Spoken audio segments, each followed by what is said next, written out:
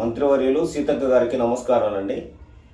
మనకి తెలంగాణ రాష్ట్రంలో అంగన్వాడీ టీచర్స్ కానీ ఆయాలకు కానీ జీతాలు ఎంతో కొంత మెరుగు ఉంది. బట్ ఇంకోటి ఏంటంటే వాళ్ళు ఎటుపోయినా ఎలాంటి ఆచరణ కానీ ఎక్కడన్నా బ్యాంక్ లోన్ తీసుకోవాలన్నా వాళ్ళకి కనీసం ఎవ్వరు కూడా వాళ్ళని ఎక్స్పెక్ట్ చేయట్లేదు. కానీ ప్రతి సర్వే కానీ ఏదున్నా వాళ్ళనే గవర్నమెంట్ చూస్తుంది. కానీ దయచేసి వాళ్ళకి ఒక 25,000 వరకు ఇళ్ళ స్థలాలు లేని వాళ్ళు ఉన్నారు.